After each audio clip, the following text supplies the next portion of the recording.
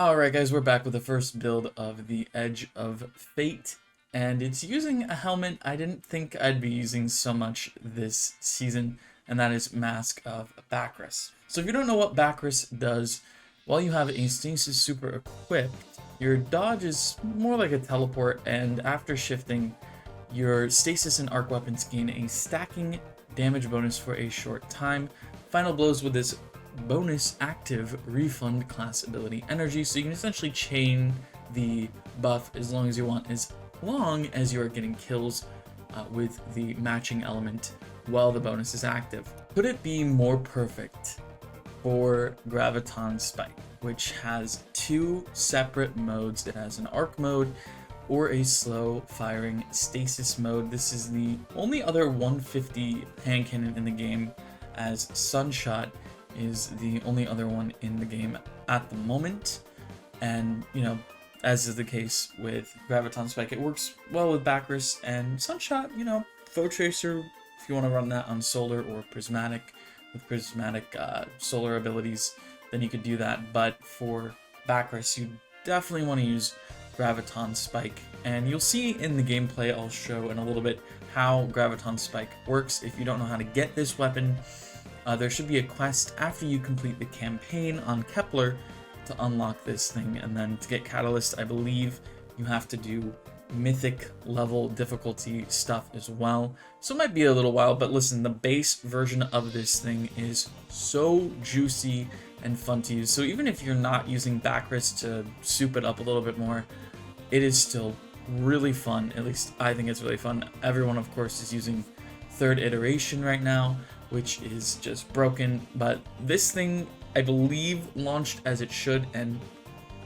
you know, will stay good after they patch third iteration.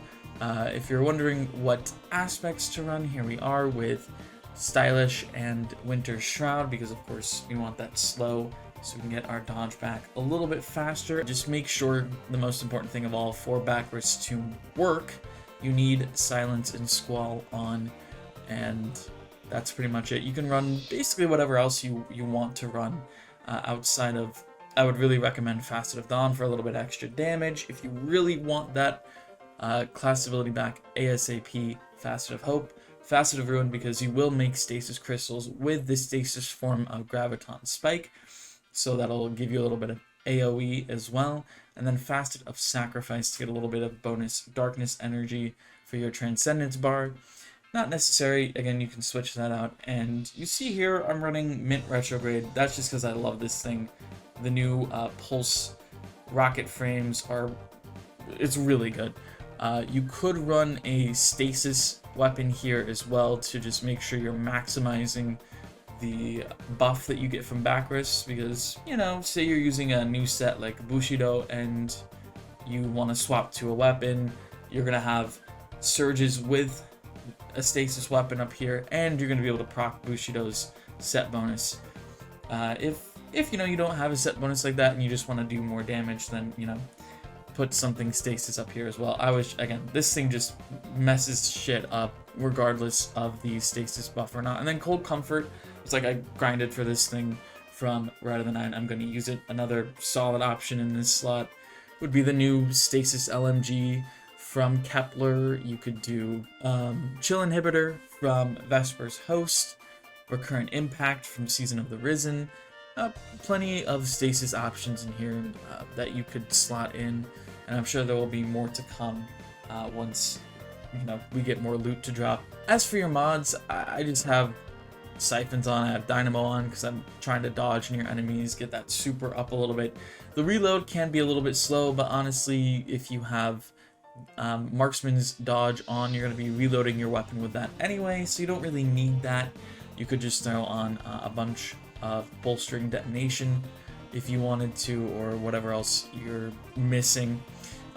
Resistant mods, still the same in Edge of Fate, just whatever your activity is. And then I do have a recoup on, and an installation recoup did get hit a little bit, I think, in this season, so it's not as strong, but it can still help Strand Scavengers for the Pulse Rifle, because the ammo economy is not that great. And then Powerful Attraction to suck up any orbs I make, so I can get that recoup. And the installation to proc, and then Reaper, because you're going to be dodging a bunch, just another way to make some orbs if you see fit. And that's it for the build. You can see for stats, you know, I try to build into weapon as much as I can. Weapon also does increase your ammo bricks, and that's just another bonus. And then you can see you probably want to have your class up as much as possible, but honestly I get it back pretty quick even at 67 because of all the other stuff I have to get the class ability back. And then, you know, your super stat, I feel like these three, at least for this build, are pretty important. And then you're like, man, your health is really low, but it's still solid enough for me to survive. If you can get more health without sacrificing too much of these, then you should probably do that. You kind of want to spread everything more so than you used to spread it, but this setup works for me. Might not work for you.